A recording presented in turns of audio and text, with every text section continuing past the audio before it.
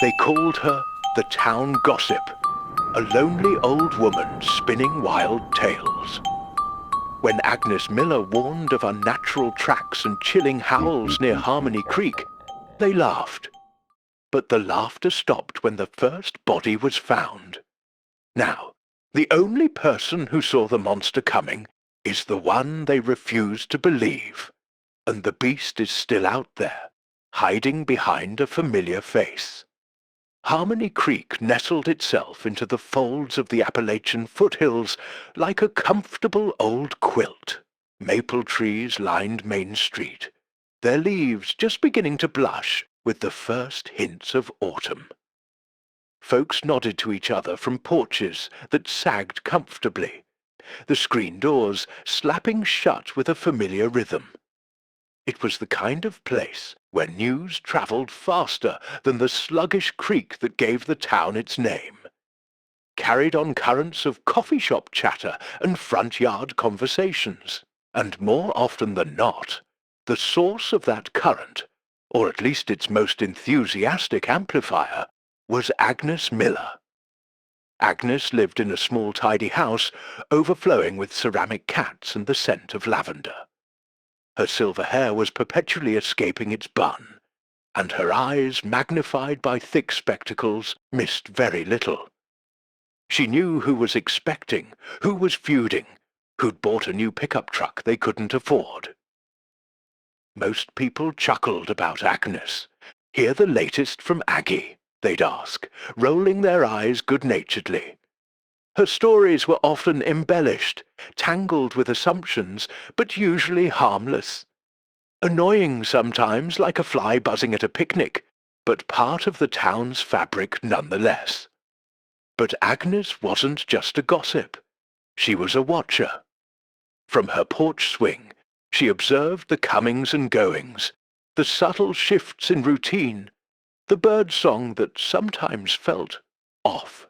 Lately, the woods that pressed close against the northern edge of town felt different. The familiar twilight chirps seemed quieter, replaced by a listening silence that prickled the back of her neck. One evening, as dusk painted the sky in strokes of bruised purple and fading orange, Agnes was watering her petunias. The air was cooling rapidly, carrying the scent of damp earth and decaying leaves. That's when she heard it. Not the yip of a coyote, or the distant howl of a neighbour's hound. This was lower, guttural, a sound that seemed ripped from something ancient and full of rage. It vibrated in her chest, a primal growl that abruptly cut off, leaving behind an even deeper silence. Agnes froze, the watering can slipping slightly in her grip. Her gaze shot towards the dense tree line, where shadows were already pooling, thick and impenetrable. Every instinct screamed wrong. She hurried inside, locking the door with a decisive click she rarely bothered with. Later that night, unable to settle, she peered through her living room window. The moon, nearly full, cast long skeletal shadows across her lawn.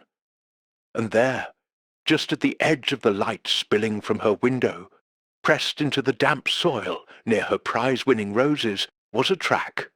It was huge, far larger than any dog she knew, and disturbingly elongated. The claw marks dug deep into the earth. It wasn't a bear print. She knew those well enough. This was something else, something that didn't belong. She stared until her eyes watered, the image burning itself into her mind. The sound, the track. Something predatory and unnatural was stalking the edges of Harmony Creek. A shiver traced its way down her spine, cold and sharp. She knew, with a certainty that settled deep in her bones, that she had to warn someone. This wasn't just town gossip. This felt like danger. She spent the rest of the night sitting in her armchair, jumping at every creak of the old house, the memory of that growl echoing in the quiet. The ceramic cats seemed to stare back with blank, unhelpful eyes. Dawn couldn't come soon enough. Harmony Creek slept soundly, wrapped in its quilt of normalcy, unaware of the shadow that had just brushed against its edge. But Agnes Miller was awake, her mind racing, the weight of her discovery pressing down on her. This wasn't a story she was eager to tell, not in the usual way. This was a warning, born of a cold, terrifying certainty, and she had a dreadful feeling no one would believe her until it was far, far too late. The peace of Harmony Creek felt fragile now, thin as glass, and she could almost hear the sound of it starting to crack. The morning sun did little to dispel the chill that had settled over Agnes. It glinted off the dew-kissed grass, making the world look bright and ordinary, a stark contrast to the fear knotting her stomach. She skipped her usual slow morning routine, driven by an urgency that made her hands tremble slightly as she pinned up her escaping hair. First stop, Peterson's Market, the nerve center of Harmony Creek's morning information exchange. Martha Peterson was arranging apples into a perfect pyramid when Agnes hurried in, the bell above the door jangling frantically. "Martha, you won't believe what I heard last night," Agnes began, her voice tight with anxiety. "Out by the woods, a sound, and tracks this morning, huge ones." Martha paused, one polished red delicious in hand. She offered Agnes a patient smile, the kind one gives a child recounting a wild dream. "Oh, Agnes, dear, probably just that big stray dog old Henderson's been complaining about. Or maybe a bear wandered down. You know how they get this time of year, looking for food before winter." She placed the apple carefully onto the pyramid. "Don't you fret now." "No, Martha, this was different," Agnes insisted, leaning closer over the counter, her voice dropping to a conspiratorial whisper. "This sound, it wasn't natural. And the tracks always look bigger in the mud, dear," Martha interrupted gently but firmly, turning towards another customer who'd just walked in. "Morning, Betty. Lovely day, isn't it?" The subject was closed. Agnes felt a flush of frustration creep up her neck. Dismissed. Just like that. Undeterred, she marched down the street towards the diner, where Sheriff Brody usually had his morning coffee. She spotted his patrol car parked outside. Perfect. Sheriff Jim Brody was a practical man, broad-shouldered and calm, not easily ruffled. Surely he would understand the potential danger. She found him in a booth, nursing a mug of coffee and reading the local paper. "Sheriff," Ignis said, sliding into the opposite seat without waiting for an invitation. He looked up, a flicker of weary resignation in his eyes that he quickly masked with professional courtesy. "Morning, Agnes. Everything all right?" "No, Sheriff, it's not all right," she said, keeping her voice low but intense. "There's something dangerous in the woods. I heard it last night, and I found tracks by my roses this morning. Big ones. Not bear, not dog. Something wrong." Sheriff Brody sighed, folding his newspaper deliberately. "Agnes, we get calls about strange sounds all the time. 9 times out of 100 it's coyotes doing their thing, or maybe even foxes. They can make some awful screeches. As for tracks..." He took a slow sip of coffee. "Could be anything. Deer prints can get distorted in soft ground. You sure it wasn't just that?" "Jim, I've lived here 73 years," Agnes countered, her patience fraying. "I know the sounds of these woods. I know the tracks.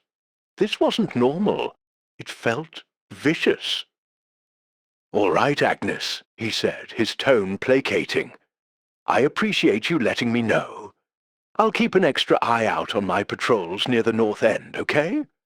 But honestly, I think Martha's probably right. Likely just a large stray or a bear getting bold. He glanced at his watch. Now, if you'll excuse me, I've got rounds to make. He offered a tight smile, slid out of the booth, and gave her a nod before heading out. He hadn't asked where the tracks were. He hadn't asked for details about the sound. He hadn't really listened. Agnes slumped back against the vinyl seat, the smell of stale coffee and frying bacon suddenly nauseating. Even the sheriff, the man meant to protect the town, had brushed her off. It was her reputation, she knew. Decades of Agnes being Agnes, crying wolf over stray cats and rumoured affairs, had eroded her credibility for a time like this. A time when the wolf might actually be real. She briefly considered calling Mayor Thompson, but pictured his smooth political smile and reassuring platitudes. He'd be even more dismissive than Brody, more concerned about upsetting the town's peaceful image than investigating a wild story from the resident busybody. Deflated, she walked home, the bright morning sunshine feeling like a mockery. People waved from their porches, smiled as they passed. "Morning, Agnes," they called, oblivious. She felt utterly alone, adrift in a sea of determined normalcy, while carrying a secret that felt like a lead weight. They saw her, but they didn't see her. They heard her, but they didn't listen. She looked towards the woods again, the trees silent and watchful. The fear hadn't lessened. It had sharpened, now laced with a bitter sense of helplessness. The thing was out there, and Harmony Creek was laughing while it crept closer. The next few days passed with an unnerving surface calm. Agnes kept her ears open, scanning the edges of her yard constantly, but the terrifying sounds didn't return.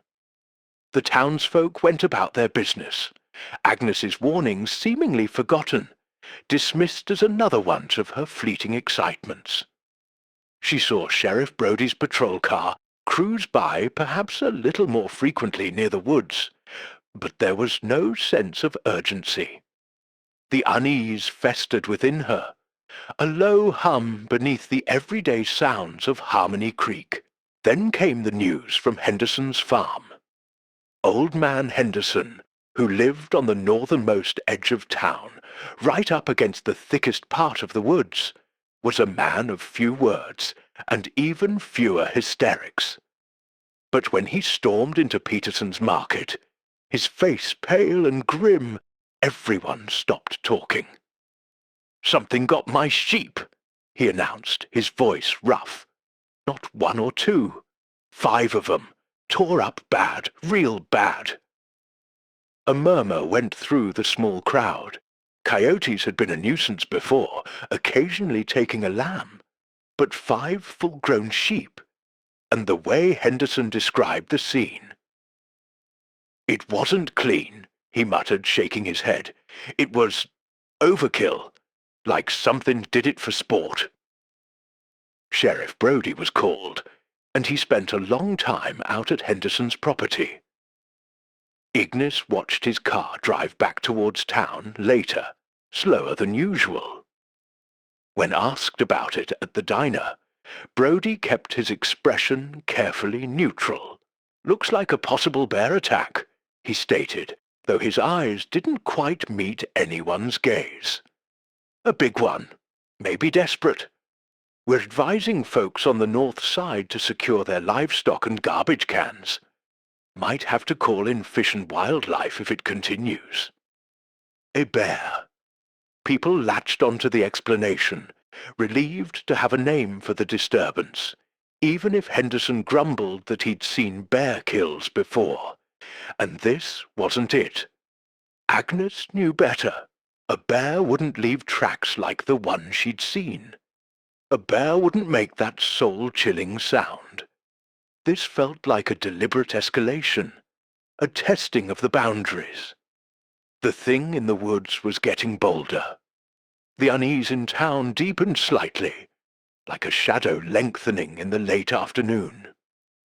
People secured their barns, double-checked locks, but life, for the most part, continued. Children still played in their yards, albeit perhaps a little closer to their houses. Then the shadow touched the heart of the town. The Baker family lived on Maple Street, right in the middle of Harmony Creek. They had 2 young daughters and a fluffy, perpetually happy golden retriever named Buddy, who was universally adored. Buddy spent his days lounging on their porch or chasing squirrels in their fenced-in backyard. One morning, Sarah Baker went out to let Buddy back inside after his early morning romp. The backyard gate, usually latched securely, was slightly ajar, swinging gently in the breeze. The latch itself was bent, twisted at an unnatural angle, as if forced by incredible strength. There was no sign of Buddy. No barking, no whining, just an empty yard. Panic seized Sarah. She called his name, her voice rising with each repetition. Her husband, Tom, joined the search, frantically circling the yard, peering under bushes. Near the bent gate, almost hidden in the damp grass, Tom found it. A single, muddy paw print. It was huge, easily twice the size of Buddy's, with deep indentations where claws had dug in. It looked sickeningly familiar to the description Agnes had tried to give Sheriff Brodie days earlier. There were faint drag marks leading towards the back fence, towards the alleyway that bordered the woods farther up the hill. Buddy was gone. The news spread like wildfire. This wasn't distant livestock. This was Buddy, the gentle dog everyone knew, taken from a secure yard in the middle of town. The bent latch spoke of terrifying force. The giant paw print defied easy explanation. The word bear sounded weak now, insufficient. People looked at each other with wide, uncertain eyes. The laughter that had greeted Agnes's warnings died completely, replaced by a heavy, anxious silence. Something was terribly wrong in Harmony Creek, and its presence was no longer confined to the dark fringe of the woods. It had stepped into the light, and it had taken something beloved. Agnes felt a cold wave of dread wash over her. It wasn't just starting anymore. It had begun. Buddy's disappearance changed everything. The thin veneer of normalcy cracked wide open. Fear, cold and sharp, began to seep into Harmony Creek, staining the familiar routines. Doors were not just locked at night. They were bolted. Parents kept their children indoors after school.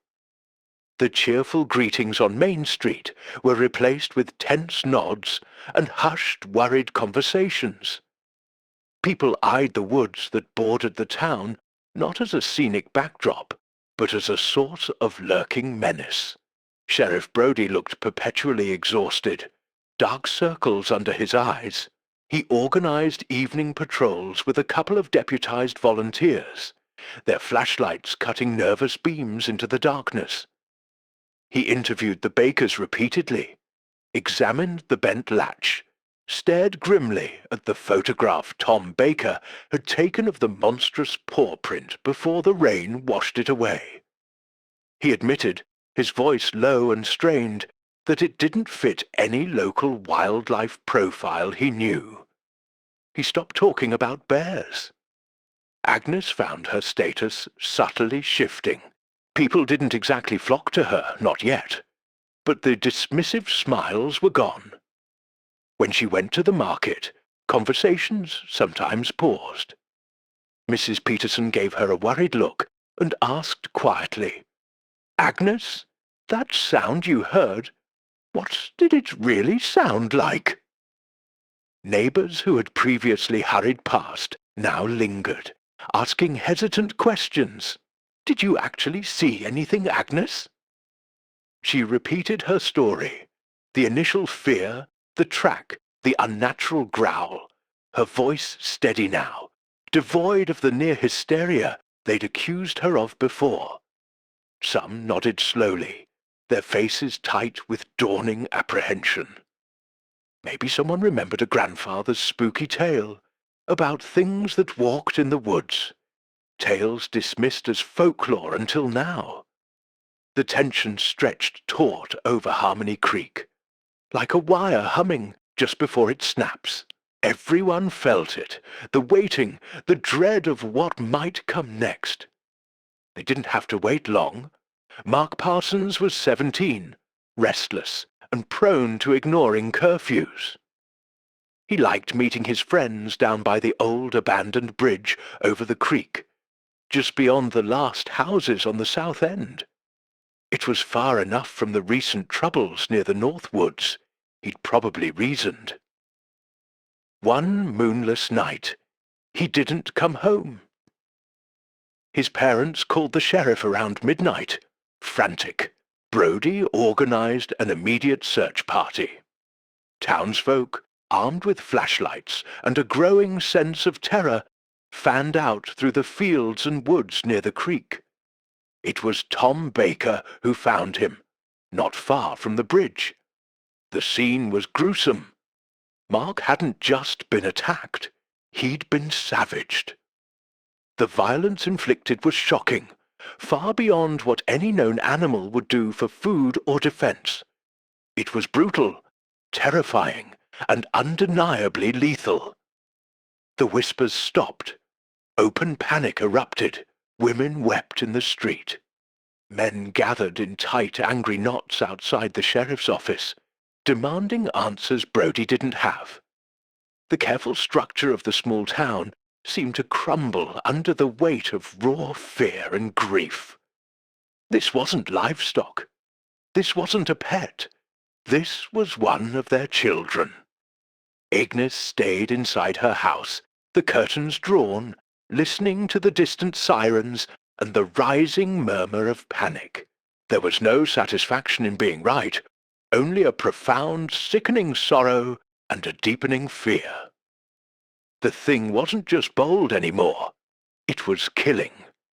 It moved through the darkness surrounding their town with impunity, striking where and when it pleased. And it was strong enough, vicious enough, to tear a young man apart. The question hanging heavy in the terrified air was no longer if it would strike again, but when. And who would be next? Harmony Creek wasn't just scared anymore. It was besieged. The monster was no longer just a whisper or a shadow.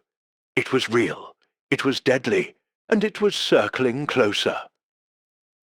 The morning after Mark Parsons was found, Harmony Creek woke to a world irrevocably changed. The sun rose, but the light seemed grey, filtered through a haze of shock and grief. Businesses remained closed. Neighbours gathered on lawns, not for idle chat, but for hushed, fearful discussions, eyes constantly scanning the tree line. The sheer brutality of the attack left no room for doubt or comforting explanations. The wild animal theory evaporated like mist in the harsh light of reality. What remained was the chilling, unbelievable truth Agnes had tried to tell them. Something monstrous was hunting them. Sheriff Brody looked like he hadn't slept in days. His usual calm demeanor was gone, replaced by a raw, weary tension. He faced the grieving Parsons family, the angry townsfolk with no answers, only grim promises to increase patrols, to call in state resources, resources that felt terrifyingly inadequate against an unknown predator of such savagery. Late that afternoon, Agnes heard a hesitant knock on her door. She peered through the peephole and her breath caught. Standing on her porch was Sheriff Brody, Mayor Thompson, looking pale and shaken, his usual political smoothness completely absent, and Sarah and Tom Baker, their faces etched with grief and a new, desperate kind of fear. Agnes opened the door slowly. The four of them stood there awkwardly, shifting their weight, avoiding her gaze initially. It was Sheriff Brody who finally spoke, his voice low and rough. "Agnes," he began, finally meeting her eyes. His own held a mixture of exhaustion, shame, and desperation. "Agnes, we need to talk." She stepped back, allowing them into her small living room, the scent of lavender suddenly feeling incongruous amidst the heavy atmosphere. They stood clustered together, looking out of place among the ceramic cats. We owe you an apology," Mayor Thompson said, his voice barely above a whisper. He wrung his hands, a gesture utterly unlike his usual confident posture. "We didn't listen. When you tried to warn us, we dismissed you, laughed it off. We thought it was just Agnes being Agnes," Sarah Baker added softly, tears welling in her eyes. "We were wrong, so terribly wrong. What happened to Mark and our buddy?" Her voice broke. Tom put a protective arm around her. "You knew," Sheriff Brody said, his gaze fixed on her. "You tried to tell us something dangerous was out there. We were fools not to take you seriously. Now Mark is gone. Henderson lost his sheep. The Bakers lost their dog. This town is terrified." He took a deep breath. "Agnes, we were wrong. We are sorry, truly sorry. But now we need your help. What is this thing? You mentioned tracks, sounds, old stories maybe, anything. What are we dealing with?" Agnes sank into her armchair. The weight of their words, their fear, their desperation settling upon her. There was no triumph in this moment, no satisfaction in their long overdue apology. There was only the shared horror of their situation. They believed her now, yes, but belief hadn't saved Mark Parsons. Belief wouldn't bring back Buddy. "I don't know what it is for certain," she said slowly, her voice quiet but firm. "Only what I saw, what I heard. The tracks were like nothing natural. The sound, it was rage. My grandmother used to tell stories, ghost stories mostly, things to scare the children. But she mentioned, sometimes, things that weren't ghosts, things that walked in the woods, things that were men sometimes and monsters other times." She looked at their horrified faces. "Werewolves!" The word hung in the air, heavy and unbelievable, yet suddenly terrifyingly plausible. "Werewolves!" Mayor Thompson breathed, looking faint. "Old tales," Agnes cautioned.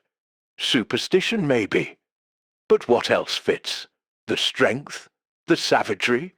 The way it seems to come and go?" Sheriff Brody ran a hand over his face. Okay, let's just consider it. If it's something like that, it means it looks human most of the time." His eyes widened slightly, a new layer of fear dawning. "It means it could be anyone, living right here among us." The implication struck them all with the force of a physical blow. The monster wasn't just out there in the woods. It was in here, in Harmony Creek, hiding in plain sight, walking their streets, perhaps smiling, talking, buying groceries, waiting for the darkness. The fear shifted, becoming colder, more intimate, more terrifying. The enemy wasn't just at the gates, it was already inside. Their apology felt like the beginning of a whole new nightmare. The tentative utterance of the word werewolf shifted the fear in Harmony Creek from external dread to internal poison. It wasn't spoken loudly or often in public, but it lingered in the tense silences, in the quick, sideways glances people gave each other. Sheriff Brody, grappling with a reality far beyond his training, reluctantly accepted Agnes's fragmented lore as their only guide. Grandma used to say silver burned them, Agnes offered hesitantly during another hushed meeting at her house, this time just with Brody. And moonlight, though she wasn't clear if it caused the change or just agitated them, said they were faster, stronger than any man. She frowned, trying to dredge up hazy childhood memories. Something about looking into their eyes, too. Something not quite right, even when they looked human. But that could just be folklore. Harmony Creek transformed into a town under siege, not by an army, but by paranoia. A self-imposed curfew fell long before sunset. Windows were covered, doors reinforced with extra locks or braced with chairs. The few people who ventured out after dark moved quickly, heads down, jumping at shadows. The sense of community, once the town's bedrock, began to fracture under the strain. Sheriff Brody, aided by a handful of trusted and visibly terrified deputies and volunteers, including Tom Baker, his face grim and determined, implemented nightly watches. They patrolled in pairs, armed with shotguns loaded with standard buckshot, though Brody had quietly asked Agnes if she owned any actual silver. She'd found an old silver-plated serving tray and 3 tarnished forks, which felt pitifully inadequate, but were all they had. He carried one of the forks in his pocket, feeling foolish and desperate. The real horror, though, wasn't just the fear of another attack.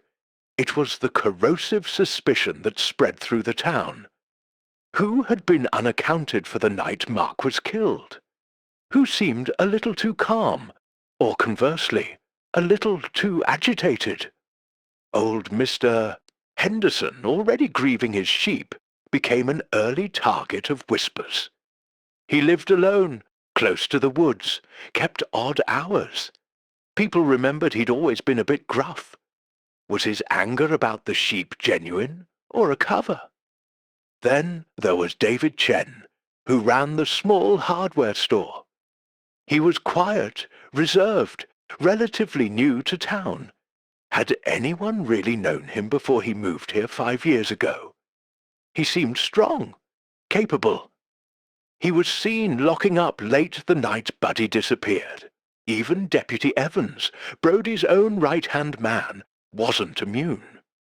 He was young, eager, always seemed to be around during the patrols, always volunteered for the late shift. Wasn't it a little too convenient how he often arrived on scene just after something happened? Brody pushed the thought away, disgusted with himself, but the seed of doubt was planted. Friendships frayed. Neighbors who'd shared coffee for years now exchanged curt nods. An argument broke out at the market when someone accused another of looking shifty. Accusations, based on nothing more than fear and speculation, flew like poisoned darts. The werewolf didn't even need to attack. It was tearing Harmony Creek apart from the inside just by existing among them. Agnes watched the growing paranoia with a heavy heart. She tried to counsel caution, reminding Brody that fear made people see monsters everywhere. But even she found herself scrutinizing faces, looking for that indefinable wrongness in someone's eyes, jumping when someone moved too quickly behind her. One night, during a tense patrol near the Baker house, Tom thought he saw movement in the alleyway, a large dark shape disappearing quickly. He raised his shotgun, heart pounding, finger trembling on the trigger.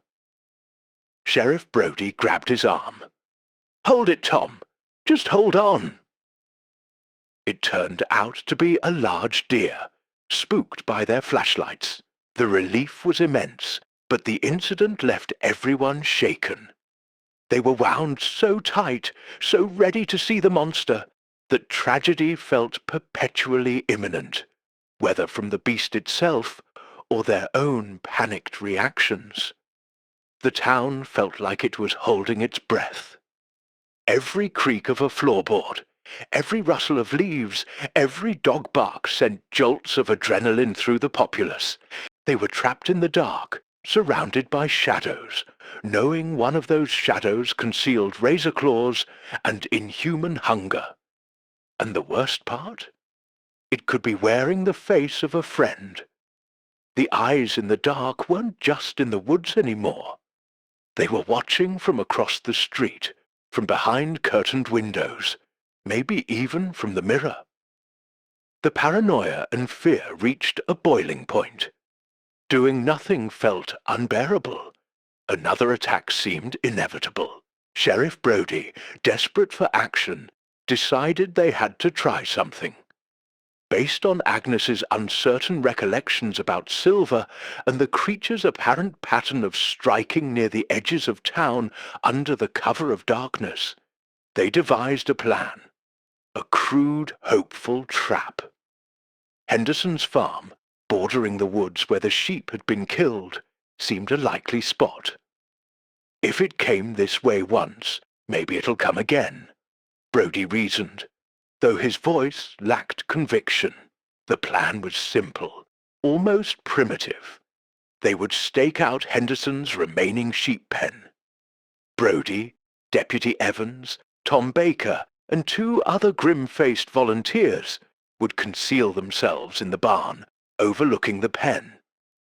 They brought shotguns, high-powered flashlights, and Agnes's meager collection of silver, the tarnished forks and the serving tray, which Brody awkwardly placed near the pen's gate, hoping its presence might act as a deterrent or somehow reveal the creature.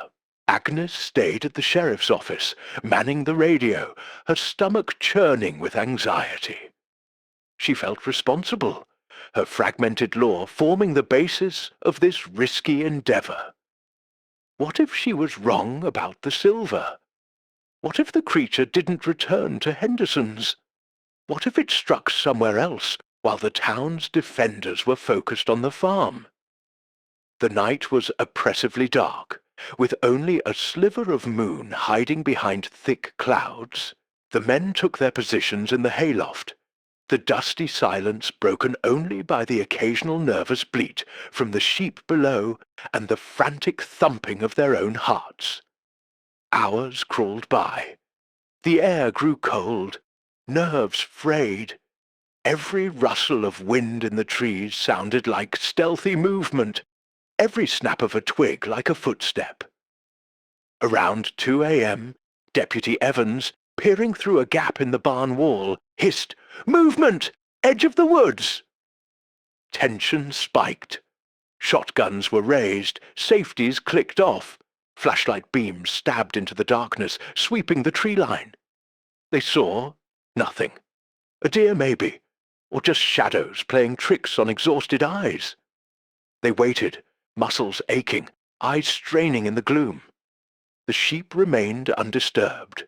The silver tray gleamed faintly, uselessly. Dawn began to paint the eastern sky in pale, watery colors. The trap had failed. The creature hadn't come. Discouraged and exhausted, the men gathered their gear, the adrenaline drain leaving them feeling hollow. As they drove back towards town in the pre-dawn light, Brody's radio crackled to life. It was Agnes, her voice strained, almost breaking. "Jim, you need to get back to town, now. It's the Peterson house. Martha." She heard something outside her back door, went to look. Agnes choked back a sob. Someone found her. Out by her woodpile. "It's bad, Jim. It's really bad." A cold dread washed over the men in the truck while they were sitting vigil over sheep at Henderson's farm, focused on one corner of the darkness. The monster had been elsewhere. It had slipped past their defenses, bypassed their crude trap, and struck again, this time at the heart of the community, attacking Martha Peterson, the kind, smiling woman who ran the market. They arrived at the Peterson house to a scene of contained chaos. Neighbors stood weeping on their lawns, held back by another deputy. The area around the woodpile was cordoned off. Brodie pushed through, his face a mask of grim determination. But Agnes saw the flicker of despair in his eyes as he ducked under the tape. The trap hadn't just failed to catch the monster. It had left the town vulnerable. Their attempt to be proactive had resulted in another tragedy, another loss. Agnes felt a crushing weight of guilt. Her advice, her fragments of law, had led them down the wrong path, had contributed to Martha's death. Harmony Creek plunged into its darkest hour. They knew the werewolf was real. They knew it lived among them. And now they knew they couldn't predict its movements or stop it with their desperate, fumbling plans. It was smarter, faster, and always one step ahead. Hope dwindled, replaced by a suffocating helplessness. The monster wasn't just hunting them, it was mocking them. The days following Martha Peterson's death were heavy with grief and a paralyzing sense of defeat. Harmony Creek felt broken. The nightly patrols continued, more out of grim duty than any real hope of prevention. Suspicion still festered, but now it was overlaid with a shared sense of impotence. The werewolf moved among them, untouchable, unknowable. Agnes retreated into her house, devastated by Martha's death and her own perceived role in the failed trap. She stopped answering the door, letting the ceramic cats be her silent companions. She replayed events in her mind, searching for a missed clue, a forgotten detail. Her grandmother's stories, the tracks, the sounds, the attacks. It all swirled in a fog of fear and regret. Had she missed something vital? She found herself tidying compulsively, sorting through old boxes in the attic, needing something to occupy her hands and mind. She unearthed a dusty box filled with old photographs and town memorabilia, faded pictures of past Independence Day parades, programs from school plays decades ago, yellowed newspaper clippings about harvest festivals. It was mostly junk, reminders of a simpler, safer time. Then her fingers brushed against a small, leather-bound diary. Her own. From years ago, when she first moved back to Harmony Creek after her husband passed. She'd kept it sporadically, noting downtown events, gardening successes, and true to form, bits of local gossip and observation. She flipped through the pages idly, a faint, sad smile touching her lips at memories of forgotten squabbles and long-past celebrations. Suddenly, she stopped. An entry from about 5 years back caught her eye. It described a particularly muddy spring, much like the current conditions had been when the troubles started. Sheriff Brodie grumbling about folks tracking mud into the diner again, she'd written. Especially Deputy Evans. Poor boy looked like he'd wrestled a pig, mud halfway up his uniform trousers. Said he took a shortcut through Miller's Marsh, helping old Mrs. Gable find her cat. Miller's Marsh. It was a notoriously boggy area on the opposite side of town from Mrs. Gable's house. An odd shortcut. Agnes frowned. Deputy Evans. Young, eager, always helpful, always present. He'd been there the morning after Buddy disappeared, helping the Bakers search. He'd been there after Mark Parsons was found, looking pale but efficient. He'd been on the patrol at Henderson's, the one who thought he saw movement. He'd been one of the first responders at Martha Peterson's, arriving just moments after the neighbour found her. She flipped back to her memory of the track she'd found by her roses. Large, elongated, covered in dark, sticky mud, the kind of mud prevalent near the creek and the marshlands, not the drier soil of the upper woods.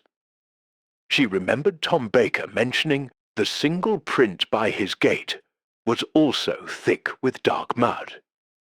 And Martha Peterson was found near her woodpile, which backed onto a small, often damp gully leading down towards the creek. It wasn't proof, not even close. It was circumstantial, thin as cobwebs. A young, active deputy tracking in mud wasn't unusual. Being present at crime scenes was his job, but the marsh shortcut, that felt wrong. A small detail, easily explained away, perhaps, but it snagged in her mind.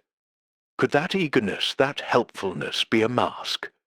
Could the slight awkwardness she sometimes sensed in him be something other than youthful uncertainty? That feeling Grandma mentioned, something not quite right in the eyes? She tried to picture Evans's eyes, blue, usually friendly, but sometimes intense, focused in a way that felt slightly off. Agnes sat very still, the dusty diary open in her lap. This wasn't gossip. This was a potential connection, however fragile. Fear warred with resolve. Accusing a deputy, Sheriff Brodie's own man, based on muddy trousers from 5 years ago, and a vague feeling. It was madness. But doing nothing felt worse. Martha's face flashed in her mind. Mark's. Buddy's disappearance. Taking a deep breath, she picked up the phone. She didn't call the main sheriff's line. She dialed Jim Brodie's personal cell number, the one he'd given her after the apology. He answered on the third ring, his voice thick with exhaustion. "Jim," Agnes said, her voice low and trembling slightly. "I know this sounds crazy, crazier than anything I've said before, but I need to talk to you, in person, quietly. I think I might know who it is." Sheriff Brodie arrived at Agnes's house looking sceptical but weary enough to listen. He sat heavily at her kitchen table while she laid out her fragmented theory. The old diary entry, the mud connection, Evans's consistent proximity to the events, the unsettling intensity she sometimes perceived. "Agnes, it's thin," Brodie said, rubbing his temples. "Really thin. Evans is a good kid. A bit over-eager sometimes, maybe, but dedicated. He's been working himself to the bone on this." "I know how it sounds, Jim," Agnes insisted, her voice quiet but firm. "But think about it. The strength needed to bend that latch, to do what was done to Mark, to Martha. Evans is strong. He knows the patrol routes, the town's routines. He knows when people are alone. And that shortcut through the marsh years ago.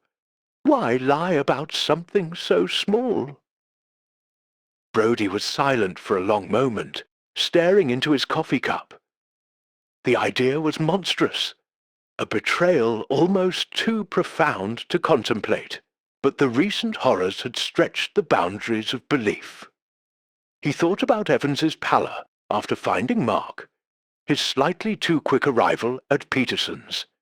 Had he misinterpreted shock as something else? "Okay," he said finally, his voice grim. "Okay, we can't just accuse him. We need something more, something concrete, and we need to be careful. If you're right, cornering him could be deadly." They devised a cautious plan. Tonight was forecast to be clear, the moon nearly full again. Not that they knew if it mattered, but it felt significant. Brody would subtly assign Evans to patrol the south end near the old bridge, where Mark had been found, claiming they'd had another report of suspicious activity. Brody himself, along with Tom Baker, chosen for his personal stake and steady nerve, would quietly follow, keeping their distance, using the terrain for cover. Agnes would stay home, by the radio, her heart pounding. The early evening passed with agonizing slowness. As dusk deepened, Brody radioed Evans, his voice carefully casual, giving him the patrol assignment. Evans's reply was standard procedure. "Roger that, Sheriff. Heading down there now." Brody and Tom Baker parked discreetly several blocks away and moved on foot through backyards and alleyways, using skills honed by years of small-town life and hunting. They reached the wooded area near the creek, the silence thick with tension.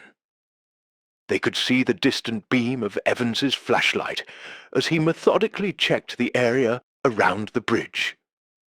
They waited, hidden behind a thicket of rhododendrons. Minutes stretched into an eternity. Evans completed his sweep of the immediate bridge area and started moving along the creek bed, deeper into the shadows, away from the road. Brody exchanged a tense look with Tom. This wasn't standard patrol procedure. Suddenly, Evans's flashlight beam extinguished. Silence. Brody's heart hammered against his ribs. "Evans, report," he whispered into his radio. Static hissed back, "Deputy Evans, respond!" Nothing. Brody drew his service weapon. Tom hefted the heavy-duty flashlight he carried like a club. They moved forward cautiously, following the path Evans had taken along the creek. Then they heard it. A low, guttural growl, disturbingly familiar to the sound Agnes had described. It was followed by a sickening tearing sound, then a wet snap. They rounded a bend in the creek. In a small clearing, illuminated by the weak moonlight filtering through the trees, the scene unfolded like a nightmare. A deer lay dead, its neck broken at an unnatural angle, its flank ripped open. Kneeling beside it was Evans, but not Evans. His body was contorted, hunched. His clothes looked strained, ripped in places. His hands seemed larger, thicker, tipped with something dark and curved. As they watched horrified, he lifted his head, turning towards the sound of their approach. His face was twisted in a horrifying rictus, features elongated, teeth bared and unnaturally sharp. Saliva dripped from his chin, and his eyes glowed with a faint, terrifying yellow light, filled with nothing but feral hunger and rage. It was him. Agnes had been right. "Evans! Police! Don't move!" Brody yelled, his voice shaking despite himself, weapon aimed squarely at the distorted figure. The creature that was Evans snarled, a sound that ripped through the night air, and lunged, not at them, but away, scrambling up the steep creek bank with unnatural speed and agility, disappearing into the thick undergrowth. "Don't let him get away," Tom Baker roared, raw grief and fury in his voice, starting after him. "Tom, no! Wait!" Brody shouted, but Baker was already crashing through the bushes. Brody hesitated for only a second before plunging after him, knowing the danger, but unable to let Baker face the monster alone. The chase was frantic, terrifying. Through tangled woods, the sounds of snapping branches and monstrous growls echoing ahead.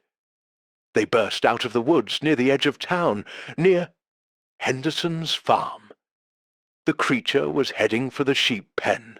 They saw it leap the fence with impossible grace. Brody and Tom skidded to a halt.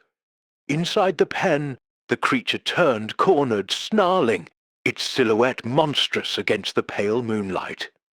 This was it. The confrontation.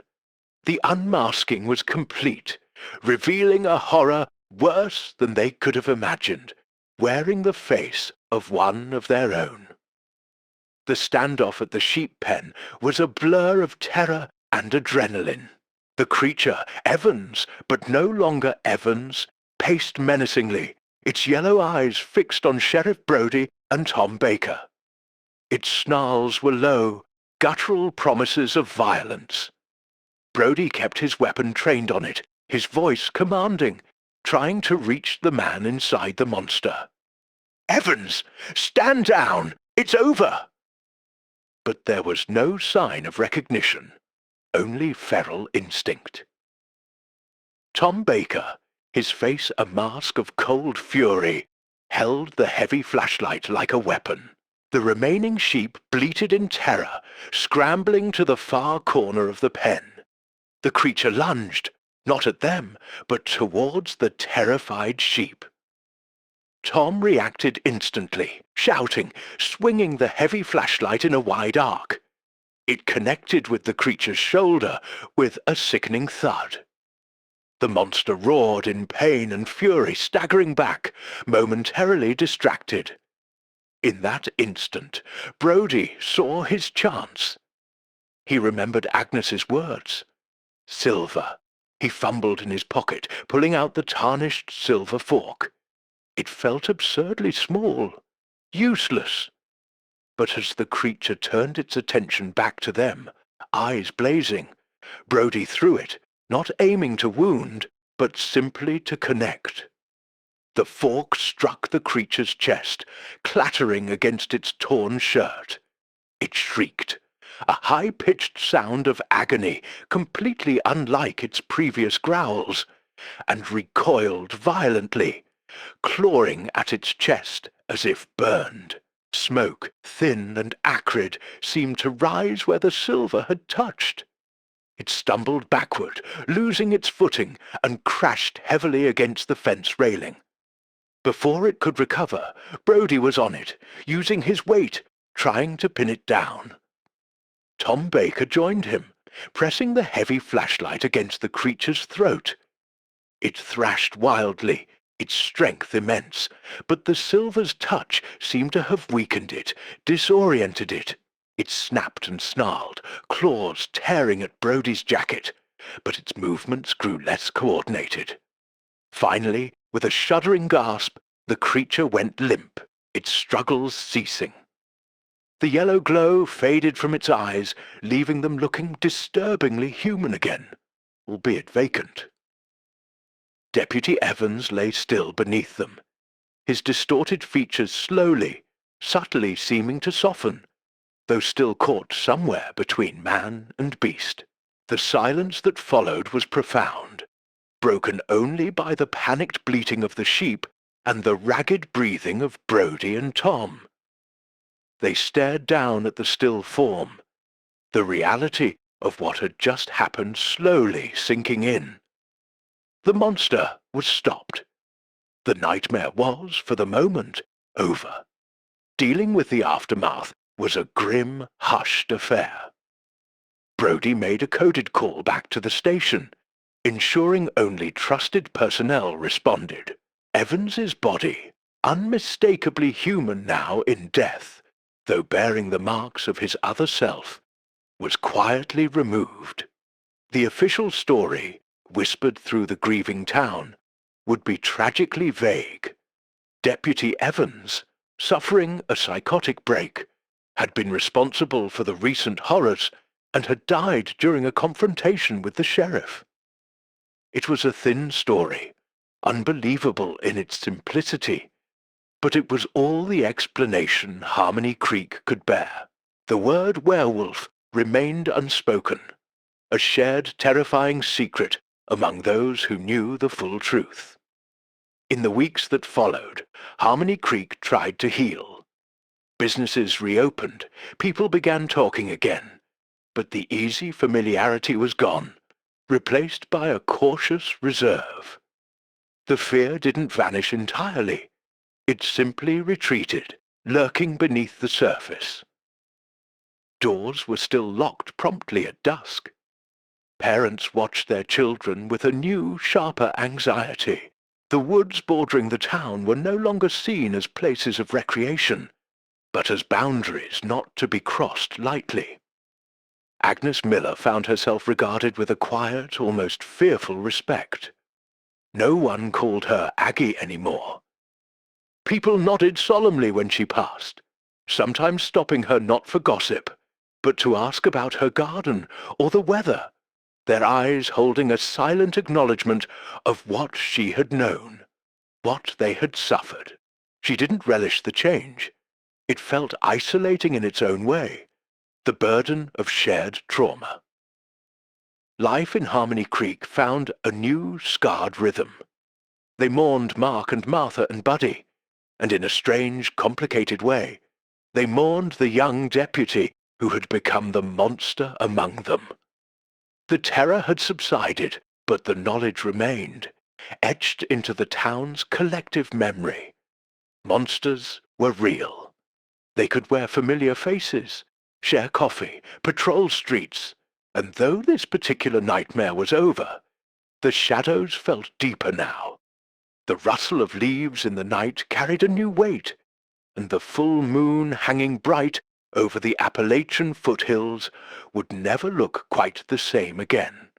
The peace of Harmony Creek had returned, but it was a fragile peace, forever haunted by the whispers of the impossible, forever vigilant against the eyes in the dark. If the chilling suspense of Harmony Creek kept you hooked, make sure you subscribe. We bring you terrifying tales like this regularly, so hit that button and the notification bell. You won't want to miss what horror lurks next.